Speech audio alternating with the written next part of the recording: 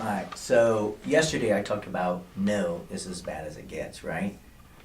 Well, what I want to do on the follow-up today is talk about what do you do when you get that absolute no? A lot of times people just give up, okie dokie, and they leave. I want to share with you maybe a few ways to re-engage or at least learn a lesson. So maybe use a line like this. Now that it's over, and I want you to say that first before we get into the next part. And the reason why is because people, prospects, will free up their reservation of telling you the truth for whatever reason they hang on to that they don't feel like they can tell you. Just we all know customers lie, right? I don't care who they are, they lie.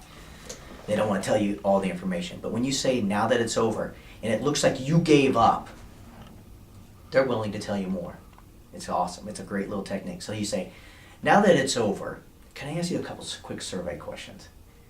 And from there, we can open up to a lot of different things. We can say, how did I lose you? What is really working for you in, like if you're selling advertising? Now that it's over, can I ask you, what is really working for you in advertising? What you might find them say is nothing, or whatever. Tell me a little bit more about that. Maybe you're going to learn. Maybe you're going to learn something that maybe you guys aren't doing as your company or your product or whatever that you can get better at. Or you say, hey, now that it's over, can I ask a couple quick questions? Correct me if I'm wrong. It appears that you didn't like blah, blah, blah about my product. Is that accurate? And if they say yes, say, what about that? Explain to me why it is you didn't like it. Either A, you're going to learn, or maybe B, you didn't explain it in a way that he understood it.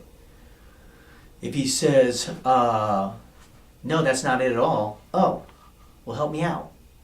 What did I miss? And now you're going to get the objection that you didn't know, that you can't overcome if you don't know what that objection is. And that's the biggest thing. That's one of the biggest things that sells is people don't really know what the objection is. They think they know. But by going this strategy, this way of making it look like you gave up, hey, now that it's over, can I ask you a quick question? It appears you didn't like this about my product. Is that pretty accurate? And they say, no, it was actually this. You're like, oh, my bad. Maybe I didn't explain that very well. Let me go into that just quick here for a few minutes. You might get re-engaged, and then when they say, oh, you can do that? I didn't know you could do that. Now, if you can do that, then I'm interested. You never know. So even though it's a no, and even though you make it look like the consumer that you've given up, now that it's over, can I ask you a quick question? The goal here is to get them re-engaged. But you got to play little mind tricks on them. Or another one is you throw a landmine. Let's say you're a competitor. Let's say you know something that they do that you know the customer, he's telling you that they're great, but you know that they do this something wrong. Throw a little landmine out there. What do you got to lose? You've already in your mind thought you lost it anyways, right? So you say, let me ask you a quick question before I leave. Now that's over. How did ABC company get you comfortable with whatever it is you know they don't do very well? Who knows what'll happen? Give it a shot. Don't fear it. Try it. And then you never know. You might get re-engaged. You might get another opportunity. Or you might just learn a lesson about how to sell the next guy.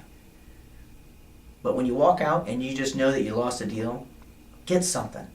Get a lesson learned, or get re-engaged, or at least have an opportunity for some follow-up.